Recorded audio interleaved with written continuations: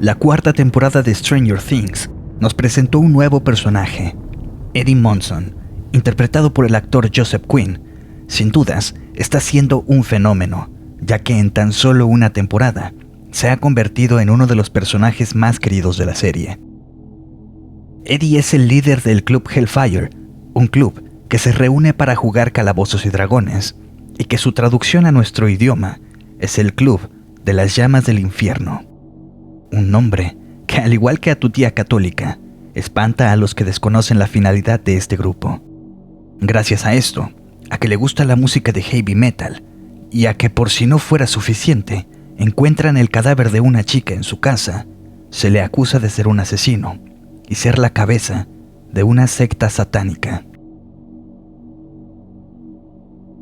Si te pones a analizar el arco del guión de la temporada 4 de Stranger Things, no suena tan descabellado, y esto es porque los hermanos Duffer de hecho se inspiraron en una historia real para crear al personaje de Eddie, e incluyeron muchas similitudes con el caso de West Memphis 3. Así que, conociendo esto, acompáñame en este video documental sobre la historia que inspiró a Eddie Munson y a la cuarta temporada de Stranger Things.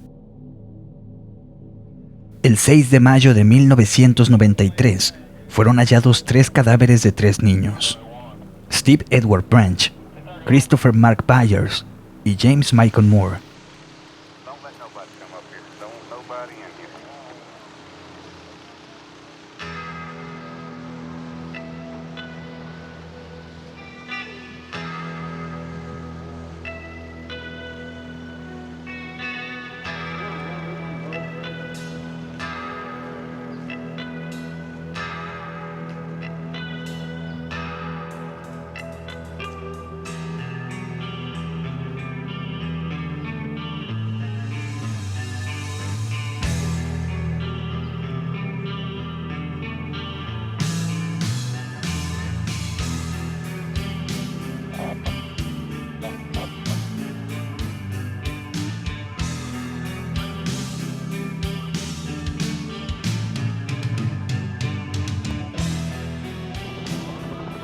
The police in West Memphis, Arkansas, confirmed today that 3 young boys were brutally murdered.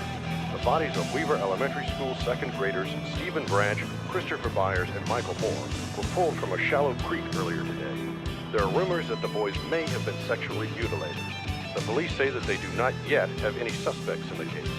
The missing 8-year-old boys were discovered in an area known as Robin Hood Hills, a secluded patch of woods behind the Blue Beacon Truck Wash along Interstate 40 in West Memphis.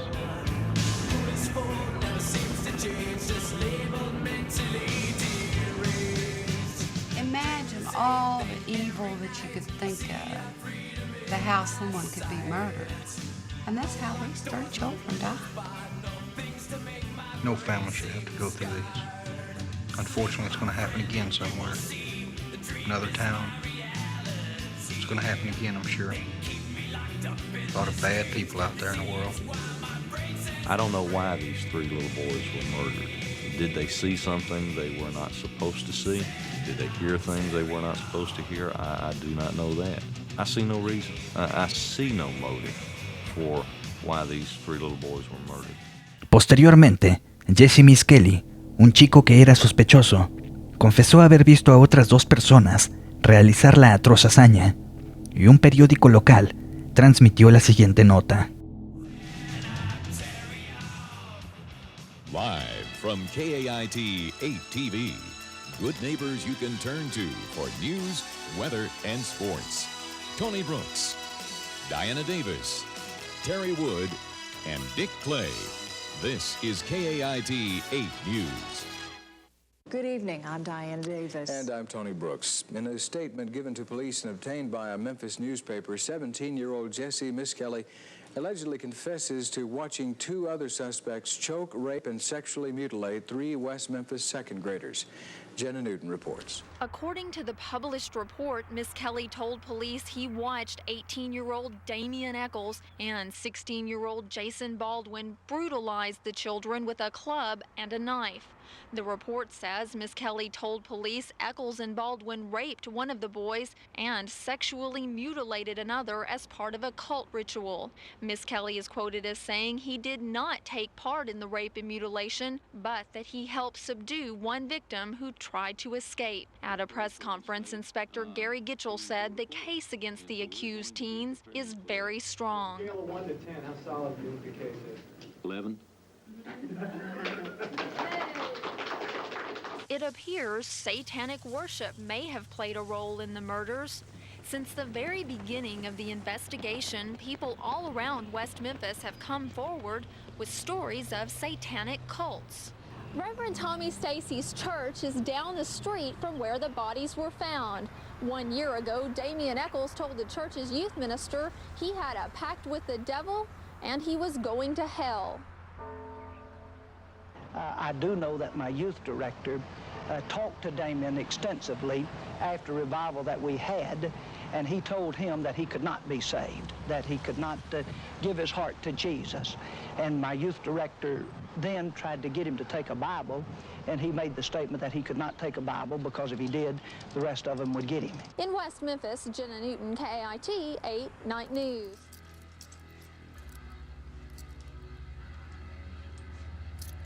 The statement Jesse gave to the police is a lie. It's not true. I don't see why he would do something like that to another person. I can see where they might think I was in a cult because I wear Metallica t-shirts and stuff like that, but I'm not in nothing like that. I couldn't kill an animal or a person. I don't worship the devil or anything like that. I worship God, you know, like every normal person is around here does. I got a favorite pet, a pet iguana. I've had him for a little over a year now. Well, I usually go fishing by myself right in my backyard.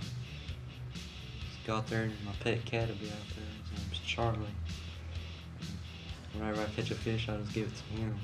I didn't kill these three little boys. I didn't kill those three little boys. Damian Eccles, persona en que los hermanos Doffer se inspiraron para crear al personaje de Eddie Munson, asegura que los incriminaron porque los oriundos de West Memphis le exigían a la policía que encontrara a los responsables y que los incriminaron ya que usaban ropa negra y les gustaba la música heavy metal, especialmente la Banda Metallica. They were under a lot of pressure. They had to find somebody to lay this off on before people started losing their jobs. The public was getting real upset, saying the cops were incompetent, couldn't do their job, so they had to do something fast. And we were like really the obvious choice because we stood out from everybody else. So it worked out to better thing. Jesse Miss Kelly, que al parecer sufría de un leve retraso mental, fue presionado para que confesara e incriminara a los otros dos, Jason Baldwin y Damian Eccles. No one's going to be saying that you're stupid or that you're dumb or making fun of you, but the court's going to be very interested in determining exactly at what level you are functioning, how well you're able to read, how well you're able to write, things of that nature. Does that make sense? Okay. So if the court determines that you are operating below average, then there's a possibility that the court will not be allowed or the state will not be allowed to impose the death penalty against you. Do you understand what that means? Yeah. We've got about 10 weeks before the trial comes up in January. Yeah. Are you looking forward to having the trial? A little bit.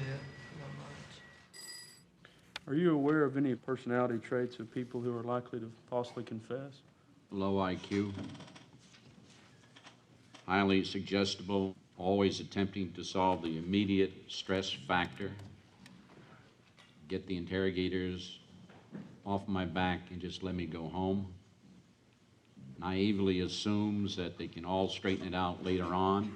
It's extremely difficult for the average person to believe that someone would confess to a crime they didn't do. And what I didn't like about this confession is that most of it emanated from questions right off the bat, without any narrative of any length at all, without any descriptions about feelings or conversations or anything. I just don't understand, if he was in fact involved in this crime, how he made a mistake on the time factor. And the thing that really bothers me is the ligature, what was used to tie up the victims. Now, he certainly knows the difference between shoelaces and a rope. That should have been a signal that something was radically wrong. That's when the question should have been more probing to determine whether or not he was making it up or giving a valid confession. Out of the 100 or more people that y'all talked to, are you aware of anybody other than the defendant who told you one of the victims that had their genitals removed, and one of them had cuts to the side of the face, and there'd been some grabbing of the ears? There was no one else that mentioned those particular injuries, and you yourself, Mr. Fogelman, you're pointing to the wrong side of the cheek. Oh. Was there any kind of emotional response? He had tears coming down his eyes. All right. Had y'all yelled at him or been mean to him or threatened him or promised him anything? Done any of those things? None of those things happened whatsoever. All right. En enero de 1994, Miss Kelly fue declarado culpable y se le sentencia a cadena perpetua más 40 años adicionales por los otros dos crímenes. There's a great deal of emotion involved, but the court cannot tolerate and will not tolerate any verbal outburst, any display of emotion whatsoever. And I recognize that that's difficult, and that's why I'm warning you in advance. The verdicts read as follows. We, the jury, find Jesse Lloyd Miskelly, Jr. guilty of first-degree murder in the death of Michael Moore. We, the jury, find Jesse Lloyd Miskelly, Jr. guilty of second-degree murder in the death of Stevie Branch. We, the jury, find Jesse Lloyd Miskelly, Jr. guilty of second-degree murder in the death of Chris Byers. Signed by T.J. Williams, foreman. All right, Mr. Miskelly, if you could come around the front here, and Dan and... All right, Mr. Miskelly, did you hear the jury's finding and the reading of the verdict in your case? Yes, sir. Do you have any legal reason or cause to tell the court why a sentence should not be imposed at this time? You're gonna have to, I heard you, but you need to answer out a little bit louder. No, sir. All right. Is there anything you want to say before sentence is imposed? You have a right to make any statement that you care to at this time. Are you satisfied with the service and advice of your attorneys through this trial? Yes, sir. All right. All right, based upon the jury's verdict finding you guilty of first-degree murder in the death of Michael Moore, you'll be sentenced to the Arkansas Department of Corrections for a term of life. In the count involving the death of Stephen Branch, the jury having found you guilty of second-degree murder, you'll be sentenced to an additional term of 20 years. And in regard to the death of Christopher Byers, the jury having found you guilty of second-degree murder, you'll be sentenced to an additional term of 20 years in the Arkansas Department of Correction. That is, you will receive a life sentence plus 40 years. Jesse, how come you kept your head down the whole time? Jesse, you held your head down for us. Well, anything you want to say now? Did you do it, Jesse? Jesse, you're in a... Sorry for what you did. Okay, get this back, get a hold of it. Did you do it, Jesse?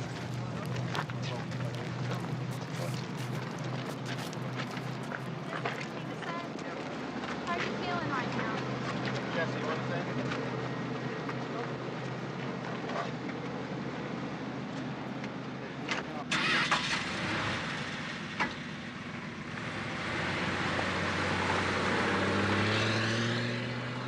Posteriormente, se procedió al juicio de los otros dos sospechosos, Eccles y Baldwin.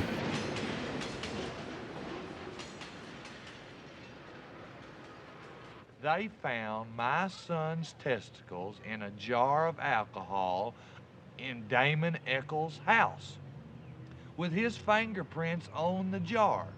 Now, how do you dispute that? Some idiot started a rumor saying that they found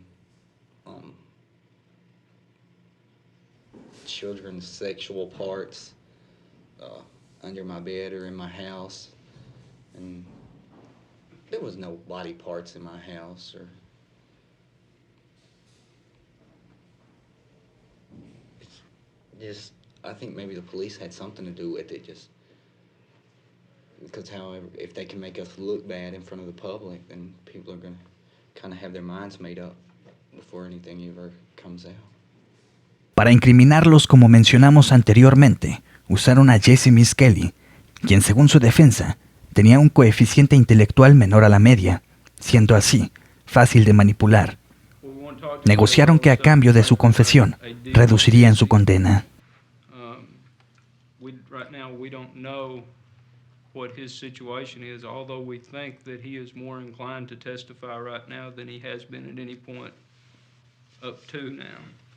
The Friday that Jesse was convicted, they questioned him, the officers who took him down inquired of him what had really happened, and apparently Jesse, contrary to somebody that was innocent that would say things like, gee, I've just been convicted and I didn't do it, and what a terrible injustice, Jesse talked all the way down there about how he committed the crime and the specific details. Unfortunately, we need his testimony real bad. If it was a perfect world, you know, we would take what we have on Jesse and leave it, and we'd go and get the other two and get them and be happy, but it's not. And we need his testimony to be sure we get convictions on the other two.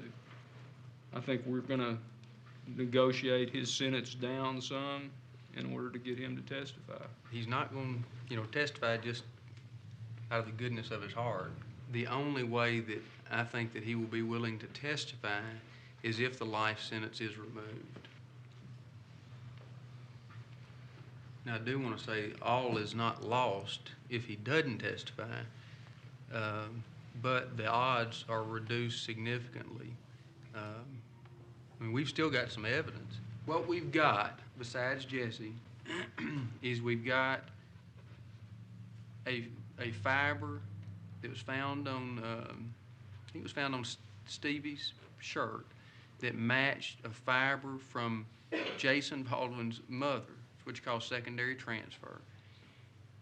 We've got a fiber from a shirt, or a couple of fibers from a shirt found at Eccles' house. Found, one of them was on like the Cub Scout, Michael's Cub Scout cap, another one maybe on the shirt that matched Damien's.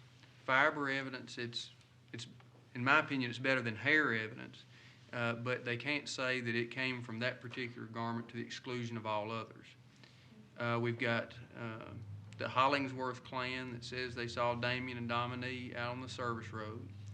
We've got some kids that say that Damien they heard him at a girls' softball game, overheard him say that he killed the 3 boys and that he was going to kill 2 more before he turned himself in. They haven't scared them off yet like they did the other ones? Well, no, not yet. We've got a guy that was in jail with Jason, who says that Jason made some incriminating statements to him. Now, there are some things that they are going to try to do to attack this kid's credibility. But, and then we've got the knife that was found in the lake behind Jason's house. So that's what we've got, but that's all, basically, that we've got. And you ask what the odds were of convicting them without Jesse, and it's, 50-50 might be good.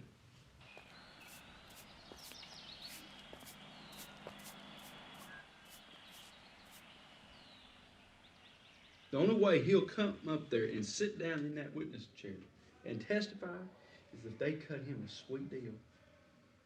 You take all the things that are wrong with his statement and then add to that recipe mix that I'm talking now because I got a sweet deal and I'm gonna get out in 10 years, hypothetically.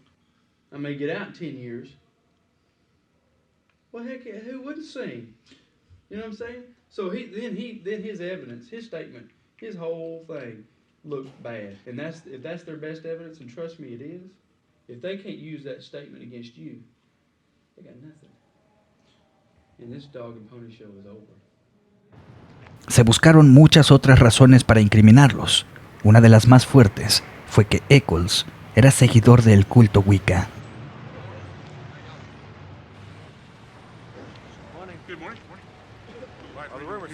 about Jesse turning state's evidence? Good morning. Is it true that Jesse's going to testify against Damien and Jason? It's false. I just left Jesse at the jail, and he told me that he was not going to testify, that he didn't want to get up there and lie. That the officers had been working on him real hard, but he wasn't going to listen to them, and this was his decision was final. But he can always change his mind again. He has, and he's a very confused and scared kid, and the officers have scared him to death. Yeah, they have. Well, I told him last night, I said, Jesse, if you get up there and lie, I'm going to be in that courtroom. And you're going to have to sit there and tell that lie when you know that I'm sitting there listening to you, when you know I know the truth that you are lying.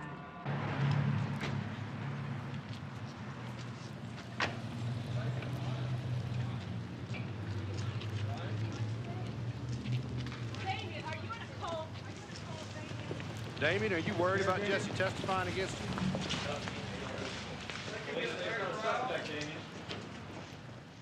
you? In looking at young people involved in the occult, do you see any particular type of dress?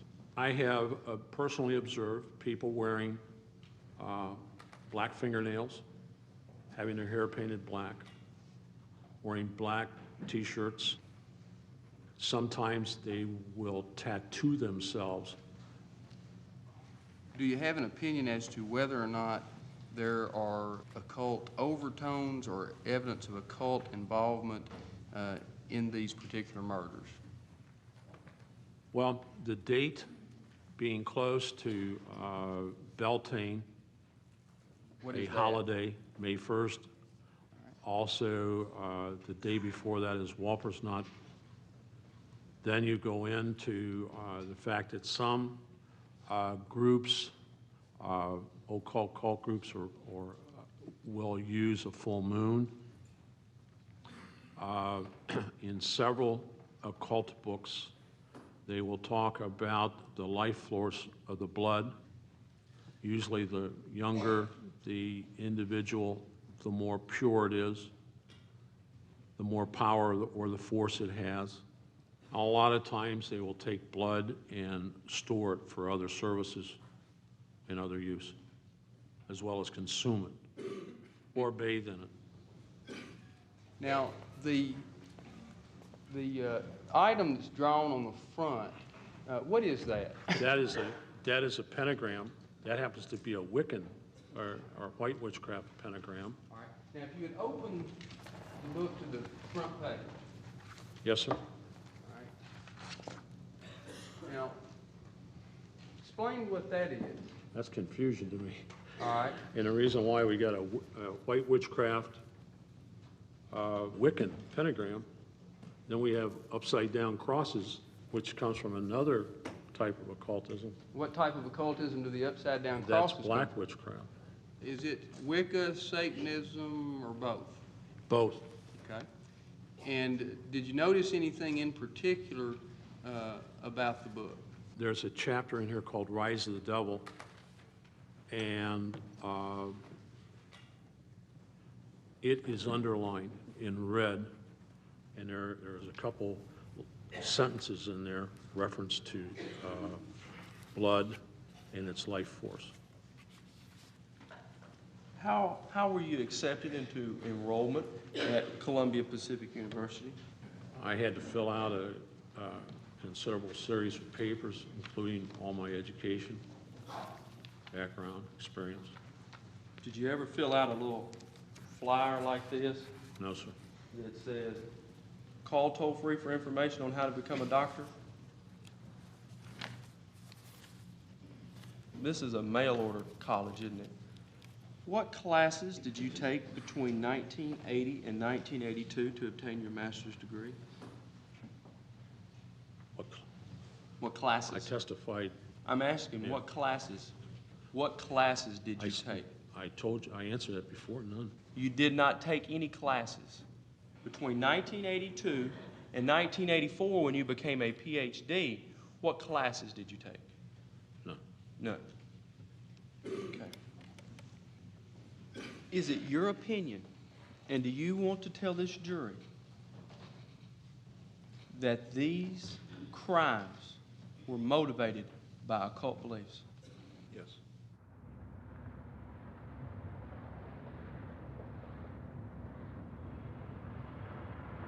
We're not trash, by no means.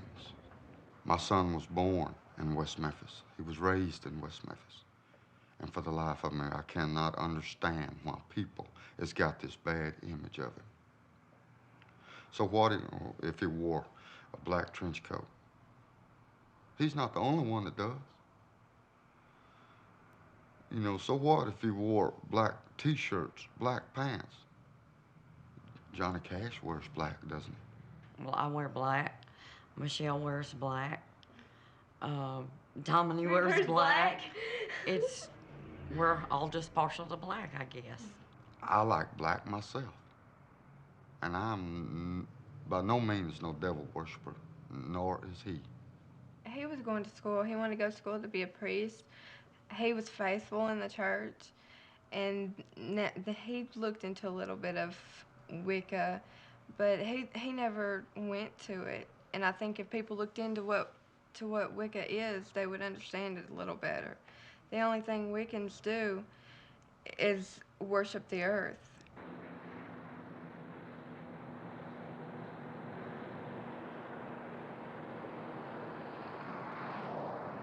People probably think that I'm in Satanism because usually what people don't understand, they try to destroy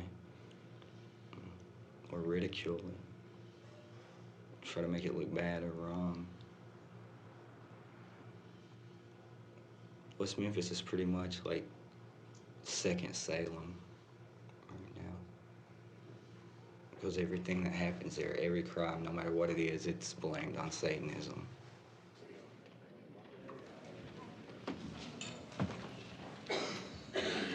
He's been previously sworn. Yeah. Yes, sir, that's correct. Please state your name for the court. Damian Wayne Eccles. Why did you change your name? I was very involved in the Catholic Church, and we were going over different names of the saints. St. Michael's was where I went to church at.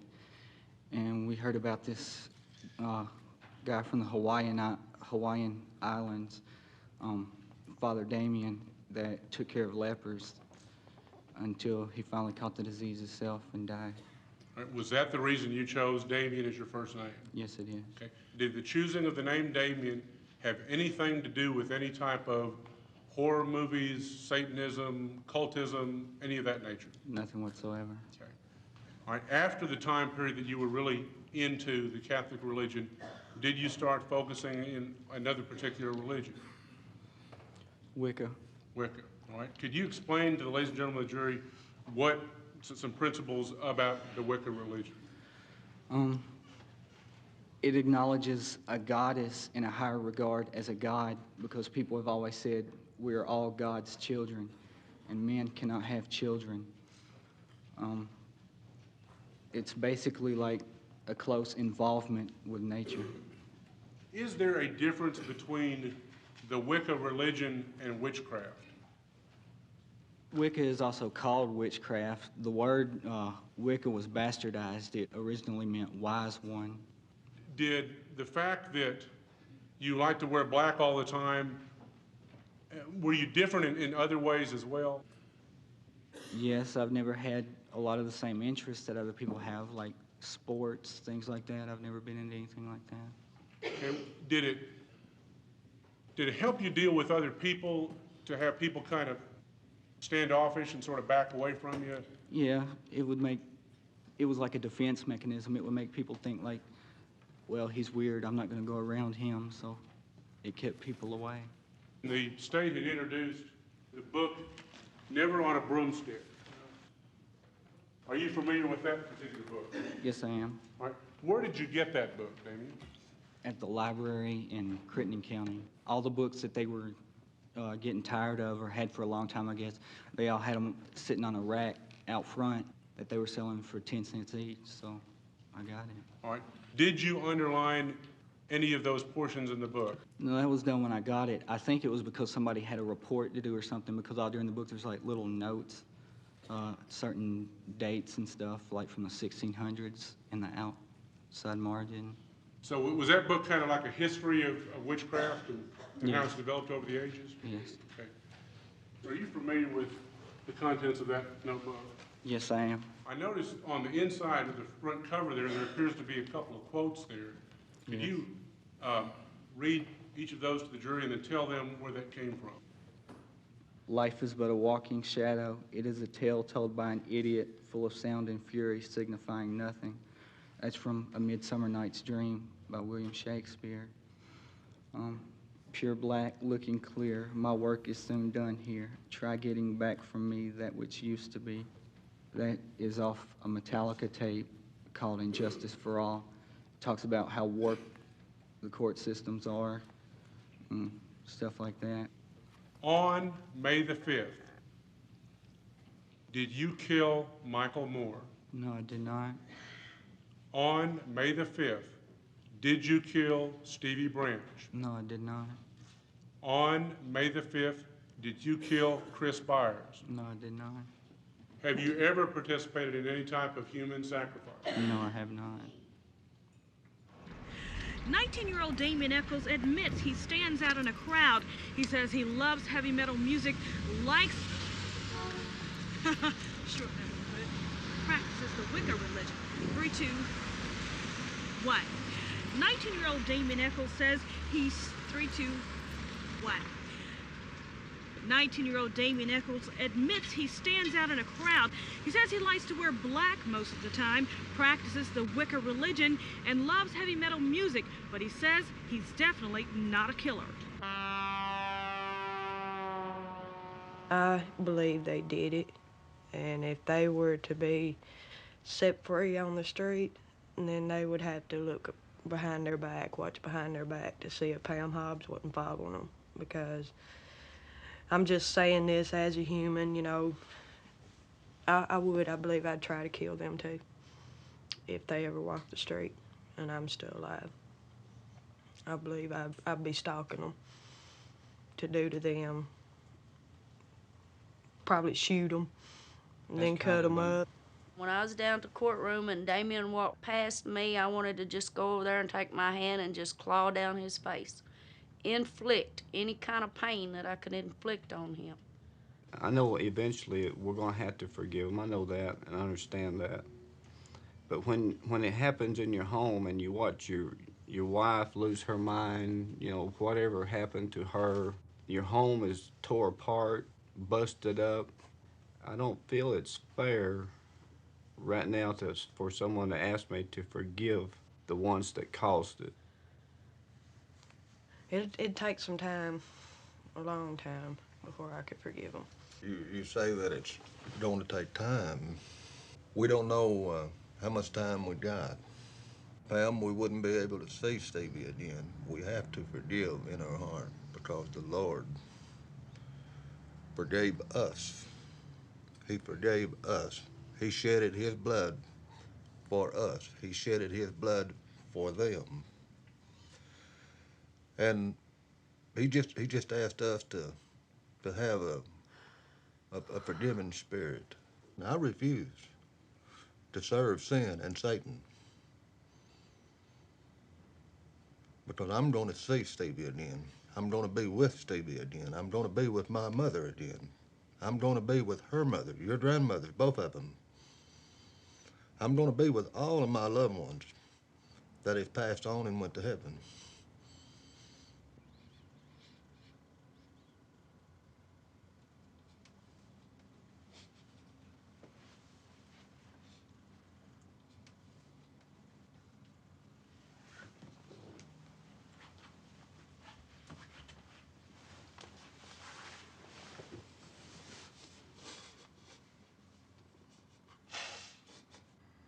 If you could speak to the families of these kids who think you did it, you know, what would you say to them?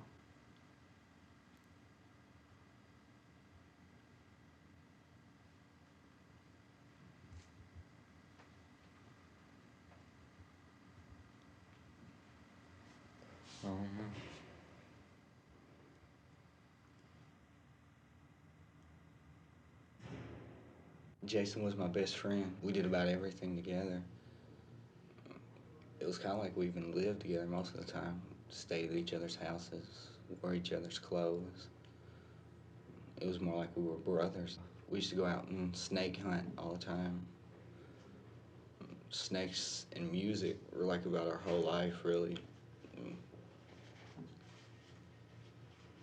We were like all the time looking for new groups that we would like or something. Our favorite kinds of music were like Slayer, Metallica, Megadeth, U2.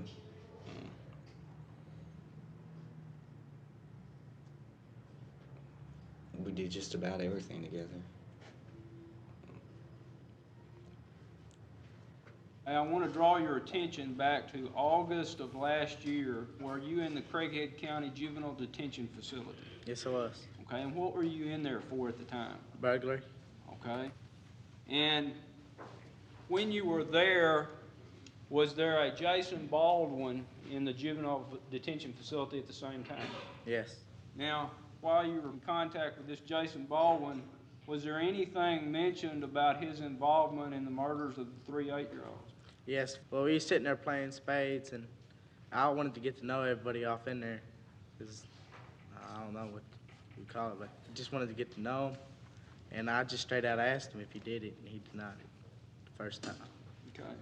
Did you have an occasion again while you were in the detention facility to ask him, was he involved in the murders of the 3 8-year-olds? Yes. I think it was like the next day.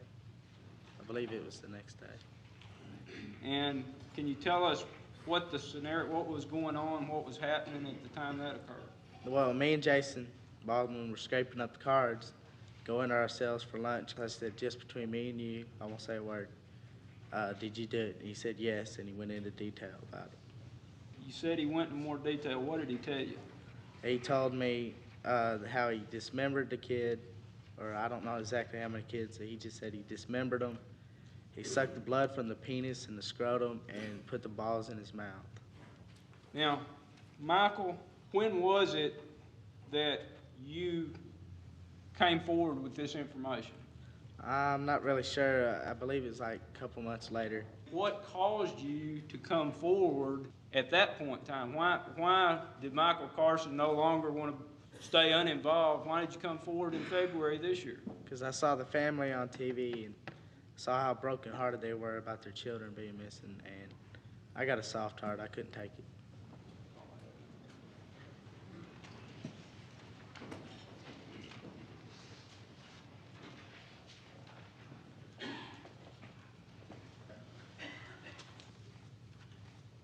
Now, he tells you this, and then you're silent from August until February.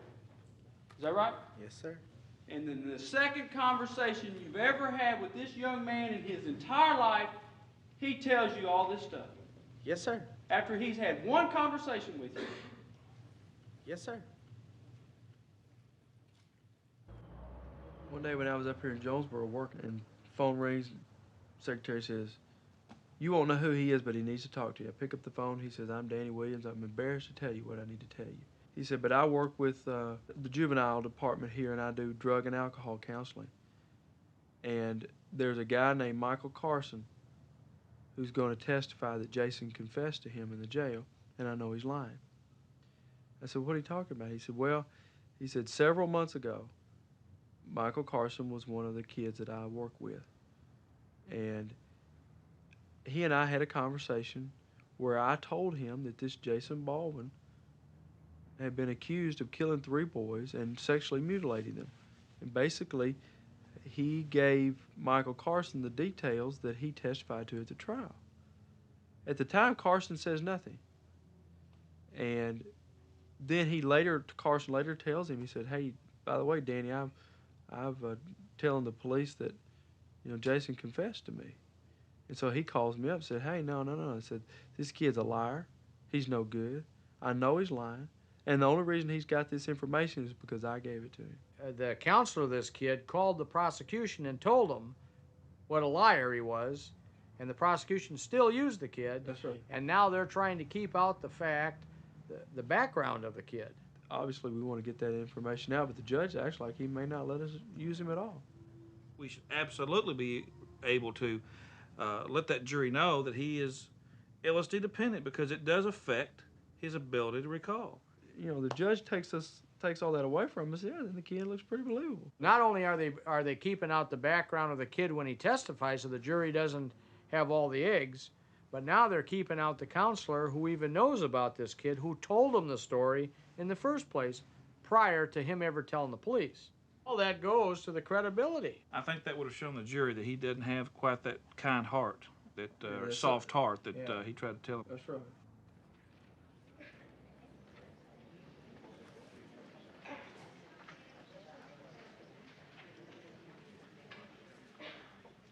Detective Allen, I want to direct your attention to November the 17th, 1993. Were you asked to make contact with some property owners at Lakeshore Trailer Park and also get with the Arkansas State Police dive team? Yes, sir, I was. And after a period of time of searching, do you know whether any items were recovered? Yes, sir. Mark for identification purposes as State's Exhibit 77 and ask if you can identify that.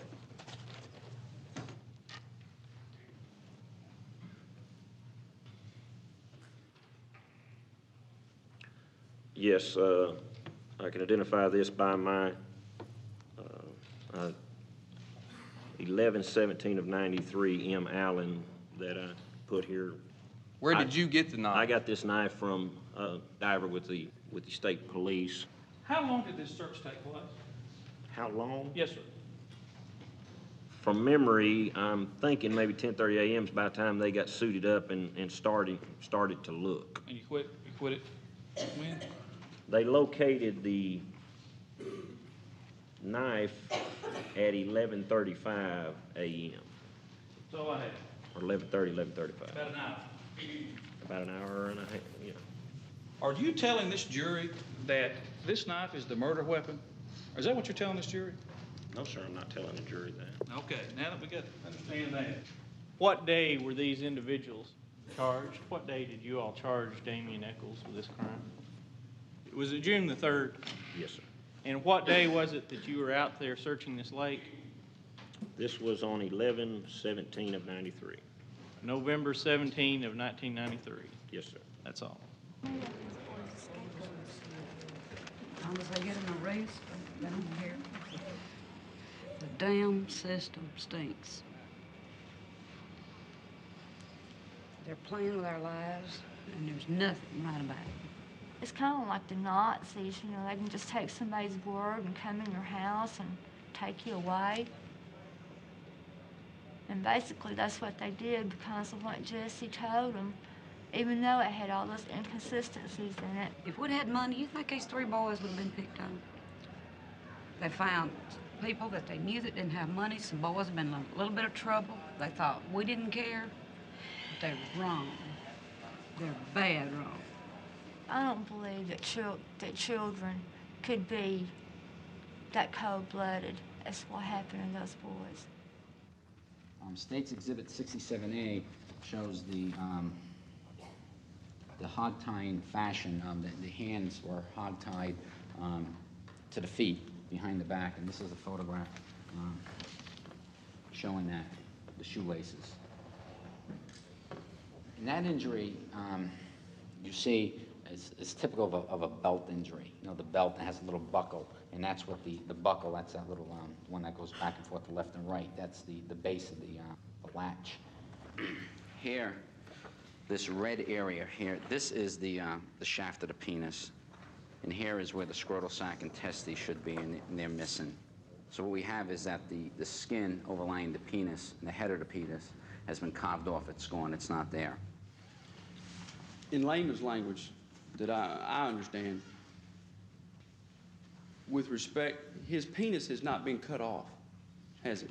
No, the skin has been taken off the penis. Okay. And basically, it would take some skill and precision to do that, wouldn't it? I would think so. Okay. If this was to be done, this dissection where the skin is cut off, that would take a very sharp instrument, would it not? I think it would. Okay. Such as a razor? Or a sharp knife. Or a very sharp knife.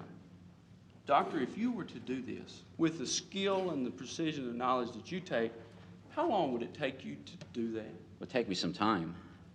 It'd take you longer than 5 to 10 minutes. I would think so. And that's in your lab I would think so. with a scalpel.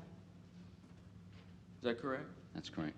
Now, doctor, if we added to the equation that you were in the dark, could you do this in the dark? You, doctor, could you do it in the dark? It'd be difficult. Could you do this in the water? You, doctor, could you do this in the water? I think it'd be very difficult to do. If you were doing it in the dark, in the water, with mosquitoes all around you, would that make it even much more difficult? I would think so. It would take you, it would be a very tedious task for you, a skilled pathologist. It would. Now, isn't it true, doctor, that people have about 5 pints of blood? A little more than that, yes. Okay. Now, if I poured out 5 pints of blood out here on the floor, it'd make a big mess with it. Yes.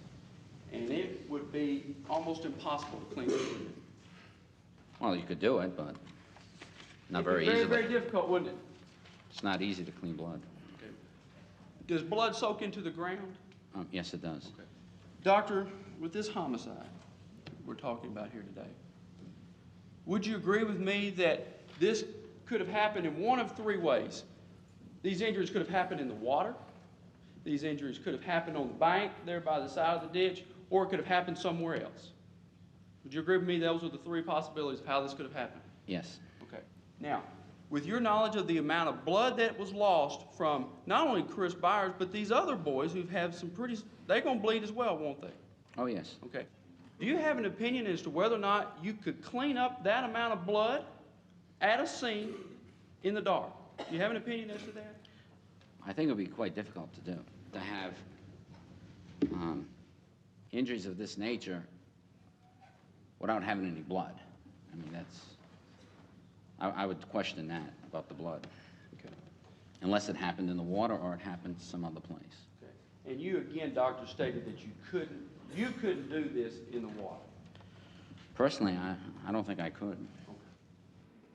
I don't get off on hurting people or inflicting pain on the rest of the human race or just causing destruction for the purpose of destruction. I've probably been in 1 or 2 fights my entire life. And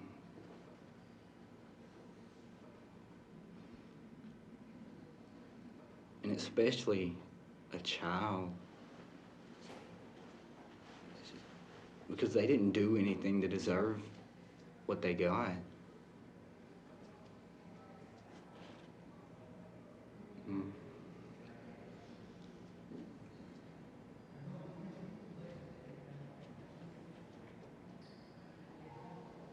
And I believe whatever you do to someone else, whether it's good or bad, is eventually going to come back around to you.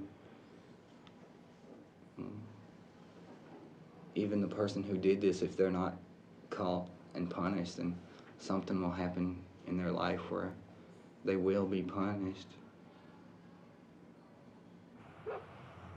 People kept telling me not to go out with him because he was like some kind of devil worshiper and stuff, and I met him in Walmart,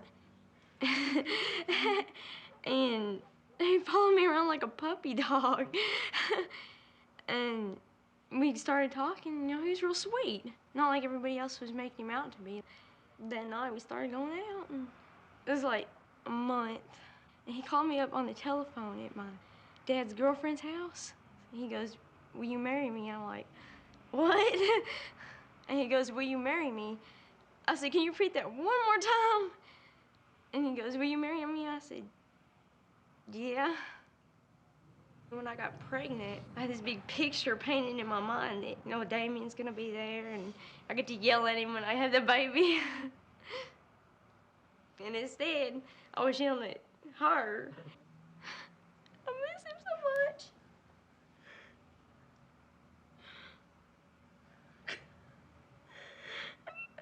hasn't got to see the baby.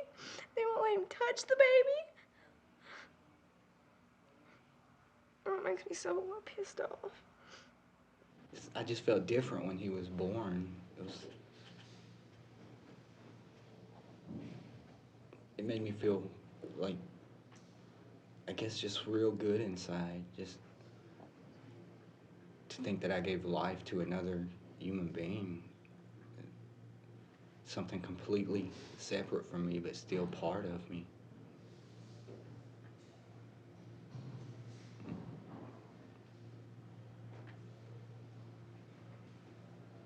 I just hope that I'll be there when he grows up to watch him. You're familiar with a fellow named Aleister Crowley? I know Heard who of he him? is. I know who Okay. he is. And he's a guy who kindly professes, he's a noted author in the field of satanic worship, right? I know he is, but I've never saw any of his books personally. Okay. Not really much of a follower of his? I would have read them if I would have saw him, but I just Okay. never. Okay. But Aleister Crowley is a guy that, based on his writings, believes in human sacrifice, doesn't he? He also believed he was God, though. So. Okay. And he also had writings that indicated that children were the best type of human sacrifice, correct? Yes, sir. Okay. But Aleister Crowley doesn't have any particular significance to you? I know who he is. I've read a little bit about him, but I've never read anything by him. Let me show you a copy of some documents. Do you recognize that? Yes. Okay. What is that? It was this paper I had on different alphabets for like translations where you could write things that nobody could read, and this was one of the forms. Oh, okay. Well, where did you have that at? When did you do that, write those things out? Sometime before I was arrested, I guess. Okay. Are you sure that you hadn't done those since you were arrested while you've been staying in jail? I don't know, I might have. Well, whose names are written on that document? Mine, Jason's, my son's, one that says Aleister Crowley, and... Wait, who? Aleister Crowley. Now, this is a document that you've written while you've been waiting in jail for trial, right? If you say so. Well, you wrote it, correct? That's your writing? Mm-hmm. Okay.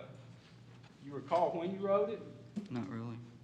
Well, what I'm going to ask you is that this Damien Seth Azariah Eccles, your son, he wasn't born until after you were placed in jail, correct? Yes. Okay. So if you've got his name listed on this document, then this document had to be generated after he was born, right? Yes. Okay, so this is something you've written since you've been sitting in here in jail waiting for trial. Yes. And what you were doing was writing out various names in different type alphabets, correct? From the way it looks here, I was practicing, trying to memorize them. Okay. And one of the names that you picked out to write about was this fellow named Aleister Crowley, correct? Mm-hmm. Is that just a total coincidence? You just pulled his name out of the air? No, it's just the same book that I had with the different alphabets in it. It also had stuff about him in it. Well, did you have the book out there at the time you were doing this?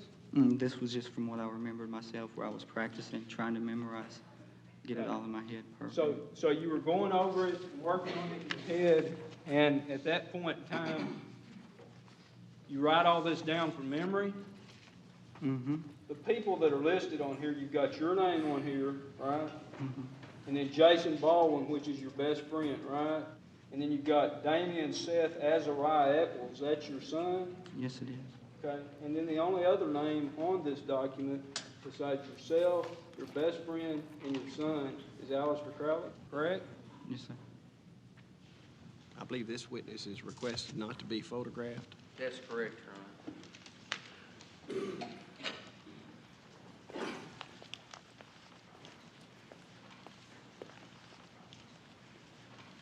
Would you state your name for the jury? Christy Van Bickle. Okay. And do like you just did and speak up best you can, okay, Christy? Are you nervous? Yes. All right. Okay. Did you hear somebody say something about the murder of the three little boys? Yes, sir. I heard Damien Eccles say that he killed the 3 boys. Where were you? Was he saying that to you, or what were you doing? I was walking by with my friend.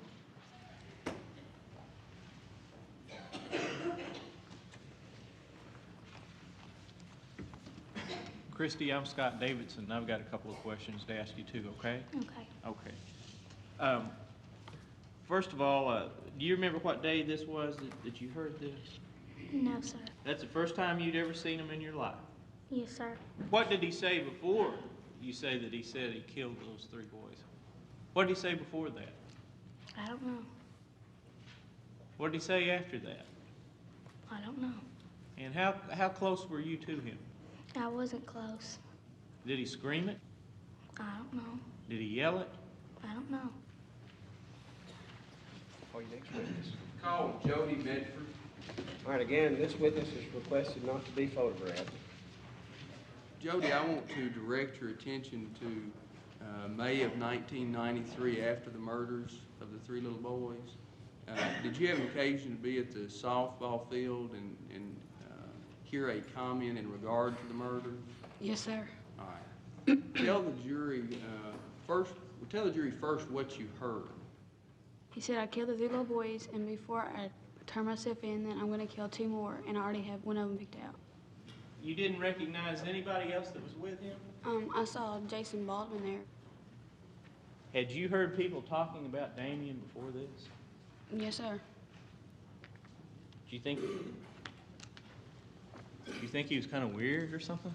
Yes, sir, because he was dressed all in black, and his hair was jet black and long and shaved on the side. Margaret, 2 teenage girls took the stand this morning, and they said they heard Damien Eccles confess to the murders of 3 8-year-old boys last May. One of the girls said she overheard Damien Eccles say, "I killed the 3 boys, and I'm going to kill 2 more. I already have 1 picked out." Later in the afternoon, when the defense began presenting its witnesses, Damien Eccles himself took the stand. He said he thought the girls were lying and that they were making up those statements. He also said he did not practice Satanism and denied any involvement in the murders of Chris Byers, Michael Moore, and Stevie Branch.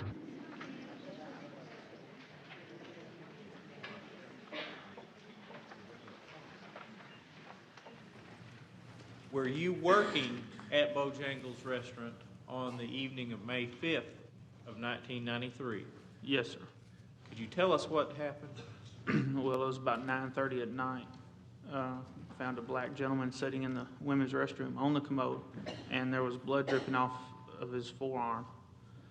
But he had mud on his feet, and he seemed to be disarrayed when I talked to him. I called the police then. What happened then? It was a female officer for the West Memphis Police Department, and she pulled on the light, and I saw her coming, so I went up to the front door. Well, she kept coming around. She went to the drive-through window. So you did not go in the restaurant? No, sir, I did not. Did you ever find this bleeding black man? No, sir, I did not. Do you have a report that you made regarding this incident?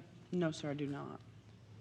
And you're out looking for some boys, and you're out in that area, and you hear about someone bleeding. Did anything go off in your mind thinking that something may be going on? Okay, first of all, you got to understand it's a different area I went to. It was a different ward. I did not connect the two at all. Well, Patrolman, it may have been outside your ward, but distance-wise between the area where you were looking and where this restaurant was, it's not a long distance, is it? No, sir, it's really not. Okay. Did any other officer come out there that evening? Not that evening. Were you working on the day of May 6th of 1993? Yes, sir. 2 detectives came out and they took a report as far as what I'd seen, description of the gentleman, and then they took blood scrapings off the wall. All right, Detective Ridge, what is the date that you sent the blood scrapings off to the crime lab to be analyzed? They were never sent. They were never sent? That's correct. All right, where are the blood samples at this time? I don't know, sir. They're lost. They're lost? Yes, sir, that's my mistake. I lost a piece of evidence.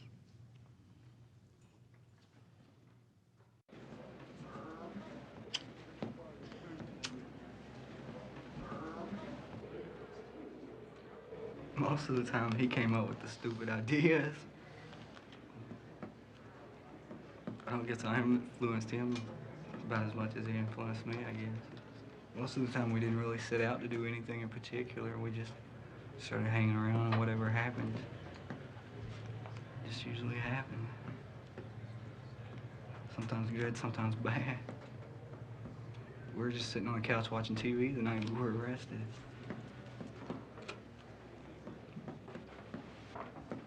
The pigs busted in, started running all over the house. We tried to hide in the bedroom when the cops first came, but they wouldn't leave. We were in the bedroom, turned the light off. Maybe they'll go away. I know you're in there. Open up. We saw the lights go out. And he turned them back on and turned them back No, on. that was my sister. Oh. The song that I really can relate to by Metallica is Sanitarium. Because I feel like all those times that I was put in the hospital, I didn't need it.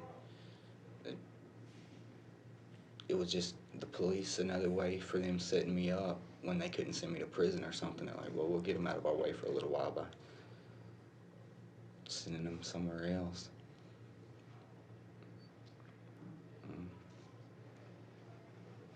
I like Metallica because, well, all hard music like that, because it like gives me an adrenaline rush. Makes me feel more alive.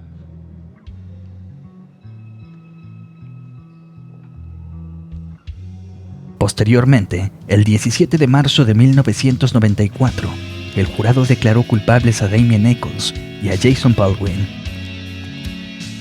Now, during the course of talking to Mr. Echols, did you ask him who did he think did it and why? In one area, he says he had an opinion for who could have done the murders as being someone sick and that it was some type of thrill kill. He also stated that the penis was a symbol of power in his religion, known as Wicca. He also stated that the number 3 has a sacred number in the belief. And did he tell you anything about demonic forces? Yes, sir. He said that all people have a demonic force in them and that a person would have no control over that demonic force. Mr. Echols was not the only person that told you that the kids probably died of mutilation, was he? No, sir. And when Mr. Echols, you asked him something to the effect of what type of books did he enjoy reading? Yes, sir. Okay, and he told you, I think, was it Anton Levy and Stephen King? Yes, sir. Okay. Now, in your opinion, is there anything unusual about those being the type of books that Mr. Echols likes to read? Anton LaVey is a book of satanic rules and involvement. Stephen King seems to be horror movies, horror books. And if you're asking if I felt that was strange, yes, sir, I did. All right. Now, let me refer you back to your statement that you gave Officer Ridge. Did you tell him in that statement that you had been a member of a white witch group for 5 years? No. Okay. I've never been a member of any group. And so if he put that in his report, you're saying that's inaccurate? Yes, I am. He made that up? Yes, I am. On question number 9, how do you think the person feels that did this? The answer was probably makes them feel good, gives them power. Now, I guess Officer Ridge said that too. No, I use common sense on that. Okay. If someone was doing it, then they must have wanted to. And if they were doing something they wanted to, it must have made them happy. I don't think they were doing it because someone forced them to or because they didn't want to. Okay. So in your mind, the person that killed these 3 kids, it's common sense that killing 3 8-year-olds would make you feel good? Whoever did it, it must have. Did you also tell him that each person had a demonic side to them? I believe every person has a good side and a bad side, yes. Well, were those your words when you referred, when he's got written down here, he stated that there was no control of the demonic portion of people? He asked me, did I think there were some people that could not control that side? I said, yes, I guess there is. It also states that Damien stated that the younger the victim would be more innocent, and in turn more power would be given the person doing the killing. Right. Okay. Did you say that? Yes. Okay, those are your words. Mm-hmm. Well, did you pick that up when you were studying to be a Catholic? No. I saw that on several movies, books. Question number 11, when he asked you, how do you think they died? And its answer is mutilation, cut up all three, heard they were in the water drowning, cut up one more than the others. Is that, again, what Officer Ridge said and you just agreed? No, I had saw that on TV, newspapers, people talking. And you knew it about the drowning, correct? I knew they were in the water. I didn't know that they drowned. And you knew that one was cut up more than the others? He asked me, was it possible? He said, do you think one was hurt worse than the others? I said, yeah, I guess. So again, that particular area is one of those things where Officer Ridge told you, and that wasn't your response. You just responded about the drowning and mutilation. If he didn't get the answer he liked, he would go back and try to get me to say something else. And it's your testimony specifically that you aren't the one who said one was cut up more than the other, No, that I it was did not. Officer Ridge who said that? I agreed with him when he said that. Okay. And if he says something different, that'd be, he'd be lying about it, right? You're the one telling the truth. I wouldn't put it past him.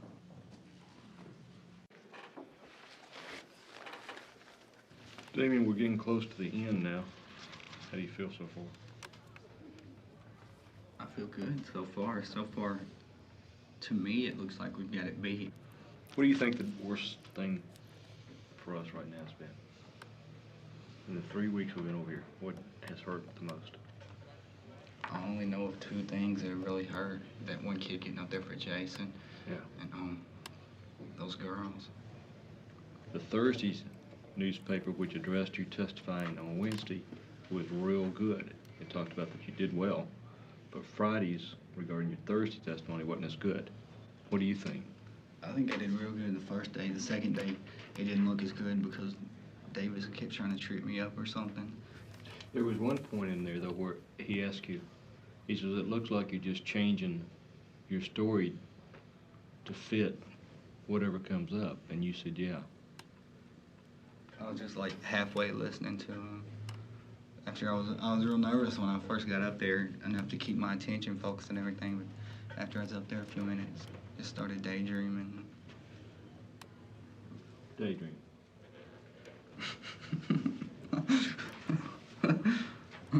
Maybe they'll only halfway kill you whenever they convict you. Halfway? Yeah. How they do that? I don't know. Maybe they'll start daydreaming and forget what they're doing. Anything wrong with wearing black in and of itself? No. Anything wrong with the heavy metal stuff in and of itself? No. The Book of Shadows, anything wrong with that in and of itself? No. But when you look at it together and you begin to see inside Damien Eccles.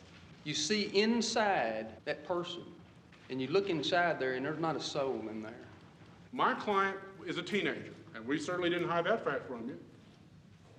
And the fact that my client did some writings, take these back. Go back and read them. Go read all these.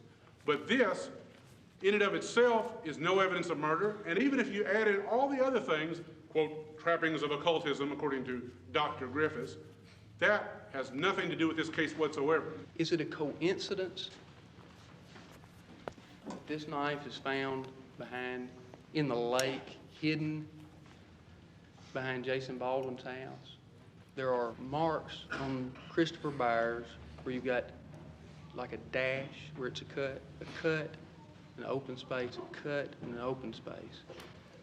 And if you take this knife and do that, you can see it leaves a cut and an open space, cut and an open space. Now, if you take this knife,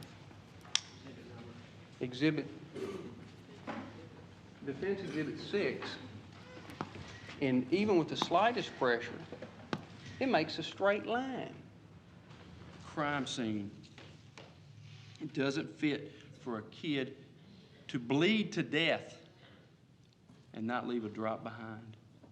For all the other injuries to their faces, these other injuries are going to bleed too. And there's not a drop of blood? Not a drop of blood? Look at history. Look at hundreds of years of religious history. There have been hundreds of people killed in the name of religion.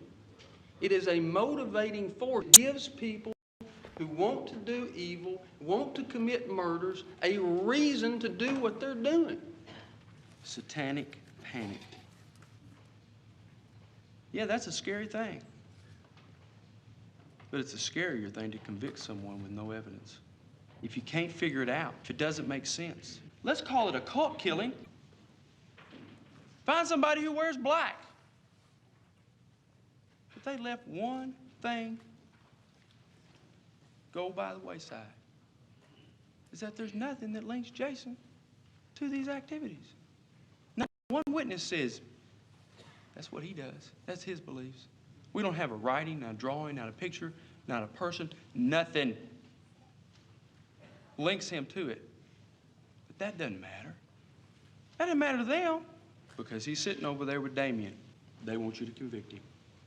Guilt by association is a horrible thing.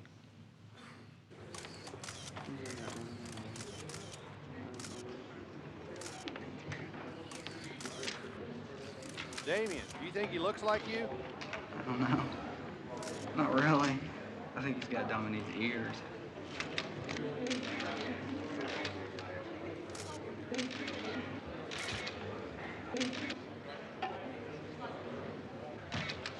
Can you change his diapers, Damien? Hopefully not.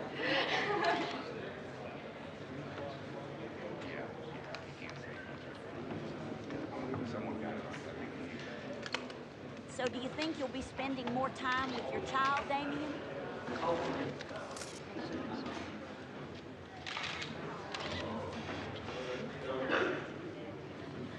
Come on, Damien, it's time.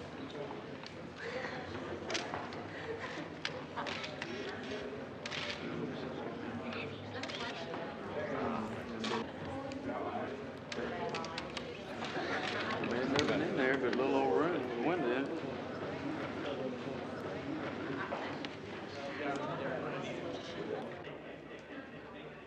So what's his first words gonna be? Not guilty? His first words would be capital murder.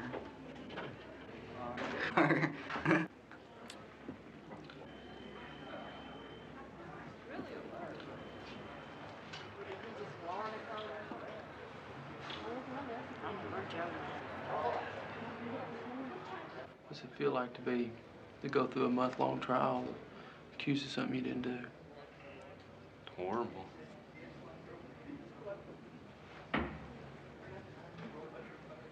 Are you nervous now? Yeah. I mean, there's nothing we can do right now but sit around and wait, but you got anything you want to ask me?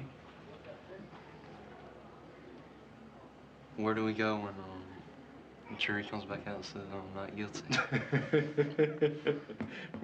Well, where do you want to go? Where do you want to go? Disneyland, maybe? Would you? Would you like to Yeah. go to Disneyland? Have you ever been anywhere have you ever been on a trip at all? Heber Springs. Heber Springs. Well, I tell you what, my man, it'd be a joy to take you. Would you like to go? You would, wouldn't you? Yeah. Do you understand now why we didn't want you to testify? Yeah. Can you see how it hurt Damien? I think it did. And you see how they talked about his witnesses? Mm-hmm. See, they didn't have anything to talk about us. They didn't have anything to talk about because we didn't give them a chance. And, oh, man. It's heavy.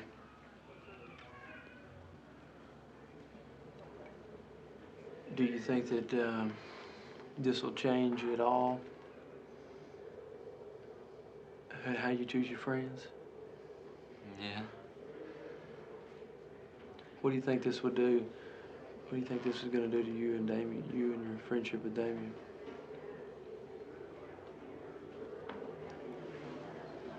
Stop it, I guess. Would you stop being his friend? I wouldn't be his enemy, but after this, we probably wouldn't be around or nothing. You heard what was said about him. Do you think you could have done it? About what they said? Yeah, do you think Damien could have killed those little boys?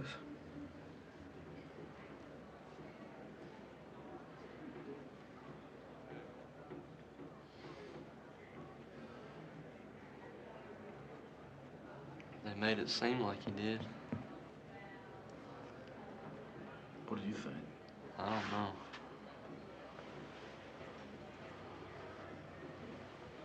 If you were on that jury, would you have a hard time letting him go? Based on what you heard? Yeah.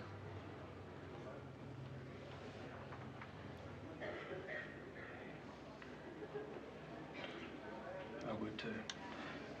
Would you let yourself go? Yeah. If I was up there, I'd let myself go, definitely. That's the thing that's what I wanted to hear. Because you know you didn't do it, don't you? Yeah. Did Paul surprise you on his closing? I think Paul should have left out the guilt by association part. He came down hard on that, didn't he? Mm-hmm. Do you have any idea he was going to do that? Mm-hmm. I thought it'd be smart enough to stay away from him. Hurt your feelings? I wanted to strangle him.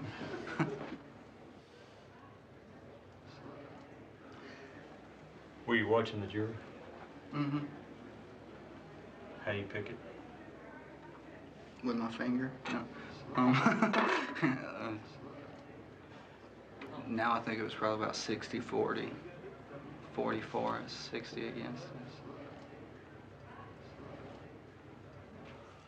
If you get out of here, you going to buy the beer? The whiskey. No beer. And I'll buy the Bojangles chicken. I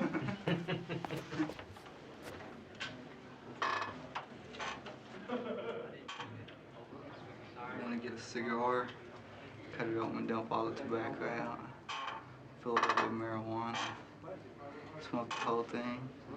I mean, we got to get you out of here. You got to go to work where you can pay my bill. I'm gonna get a job at a gas station or something. Change my name to Bob Smith.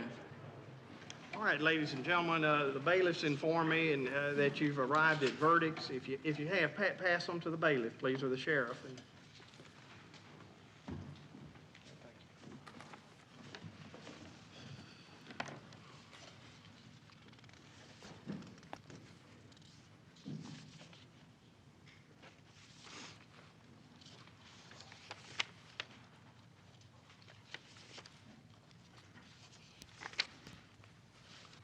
The first verdict reads as follows. We, the jury, find Damien Eccles guilty of capital murder in the death of Stevie Branch.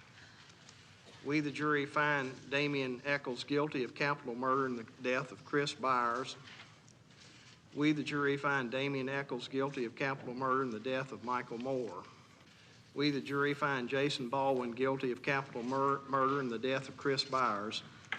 We, the jury, find Jason Baldwin guilty of capital murder in the death of Stevie Branch. We, the jury, find Jason Baldwin guilty of capital murder in the death of Michael Moore. All of the verdicts are signed by the foreman. Ladies and gentlemen, it's necessary at this time that the court poll the jury as to all 6 verdicts.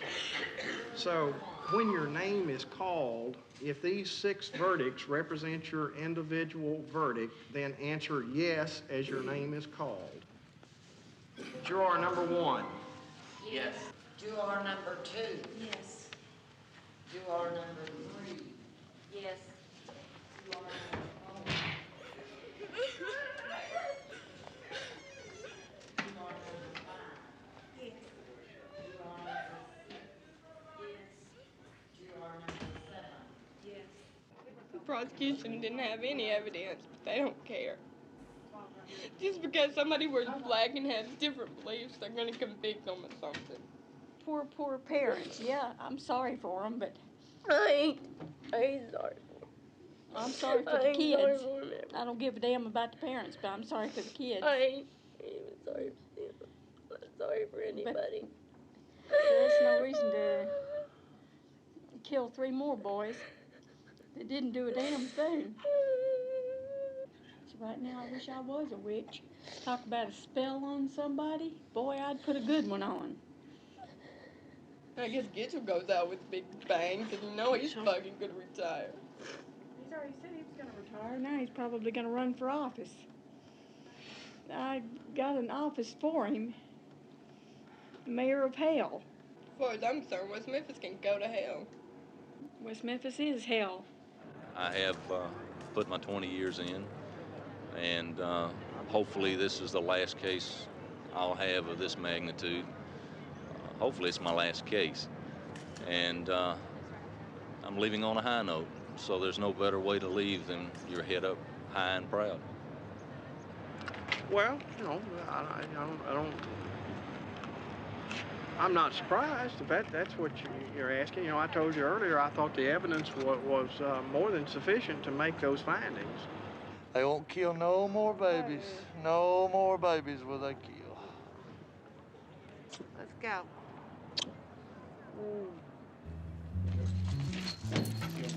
Sheriff, that lock showing right behind you.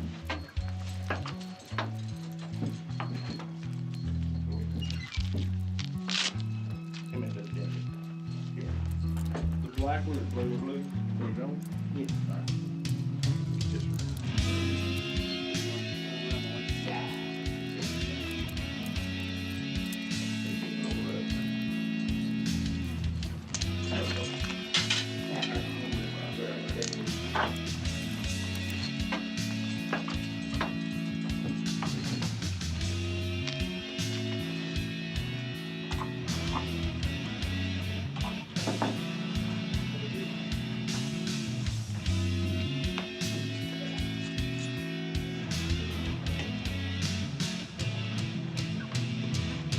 Yeah.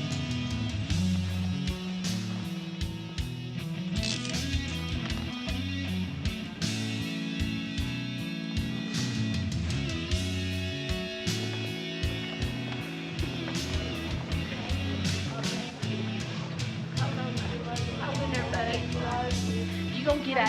I know. You gonna get out. I know. Do it.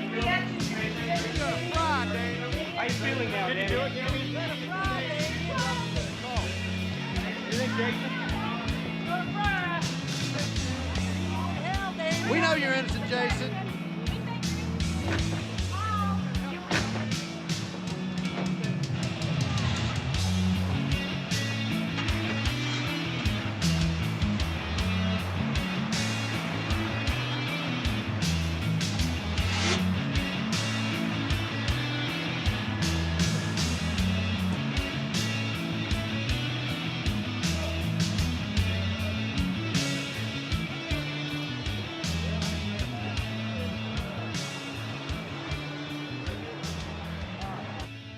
I knew from when I was real small that people were going to know who I was. I always had that feeling.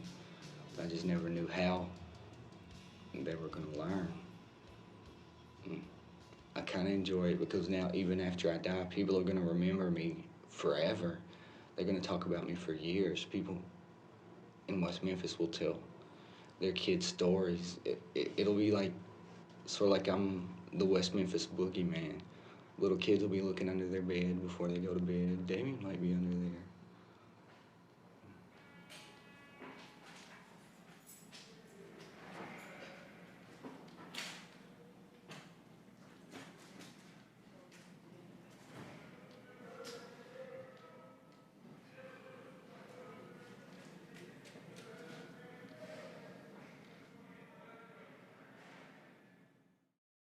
A pesar del veredicto, en 2007 se presentó una nueva evidencia forense para el caso, la cual se presentó en una audiencia el 19 de agosto del 2011, en la cual el jurado determinó que no había pruebas suficientes para incriminar a Miss Kelly, Eccles y a Baldwin, y fueron puestos en libertad después de 18 años de haber estado en la cárcel.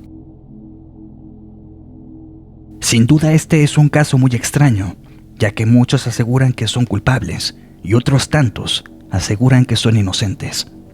Pero recuerda, tú tienes la última palabra. Cuéntanos qué opinas del caso en el que se inspiraron los hermanos Duffer para crear a Eddie Munson y que dio ideas para la trama de la 4ª temporada de Stranger Things. Hemos llegado al final de este video.